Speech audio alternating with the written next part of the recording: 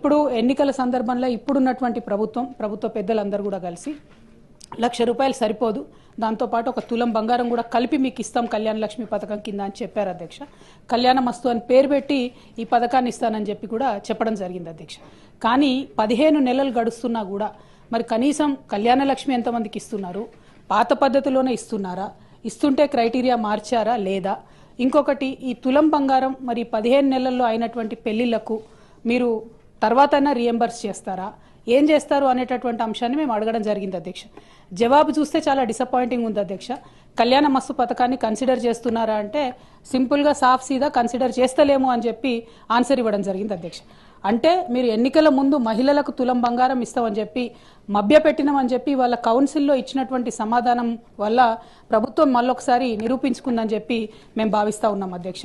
మరి ఇట్లాంటప్పుడు మీరు ఇక మిగతా హామీలను మహిళలకు ఇచ్చినటువంటివి అది 2,500 కావచ్చు, ఇంకోటి కావచ్చు, వాటి పట్ల కూడా మరి కనీసం ఏం ఫోకస్ చేస్తలేరా, ఆ విషయాన్ని కూడా ప్రభుత్వం దయచేసి చెప్పవలసిందిగా నేను డిమాండ్ చేస్తున్నా అధ్యక్ష.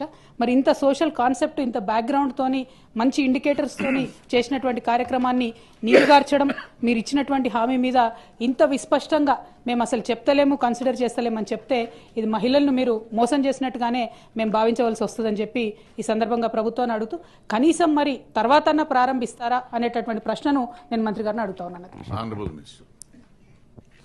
గౌరవ సభ్యురాలు అడిగినటువంటి ప్రశ్నకు ఏ లేదండి, బి ఆ ప్రశ్న ఉత్పన్నం కాదు, సి ఆ ప్రశ్న ఉత్పన్నం కాదండి. అధ్యక్ష, థ్యాంక్ యూ అధ్యక్ష. పొన్నం ప్రభాకర్ అన్న చాలా నిజాయితీగా మేము మహిళలను మోసం చేసినాం ఎన్నికల ముందు, ఇప్పుడు మాత్రం ఆ పథకం ఇచ్చే ఉద్దేశమే లేదు అని చెప్పి ఖరాఖండిగా కౌన్సిల్ సాక్షిగా చెప్పినందుకు వారికి ధన్యవాదాలు తెలియజేస్తా ఉన్నాను. కానీ ఈ రాష్ట్రంలో మహిళలు దాదాపుగా 51% పైచిలకు ఉన్నారన్న. మహిళలు మీరు చేసినటువంటి మోసాన్ని గమనిస్తున్నారు. ఖచ్చితంగా సమయం వచ్చినప్పుడు మాత్రం వారు జవాబు చెప్తారని చెప్పి చెప్పక తప్పదు అధ్యక్ష. ఎందుకంటే ఇంత మొహమాటం లేకుండా మేము ఎన్నికల వాగ్దానాన్ని చేయమని చెప్తున్నారు ప్రభుత్వానికి. కంగ్రాచులేషన్స్ కూడా ఈ సందర్భంగా తెలియజేస్తాం.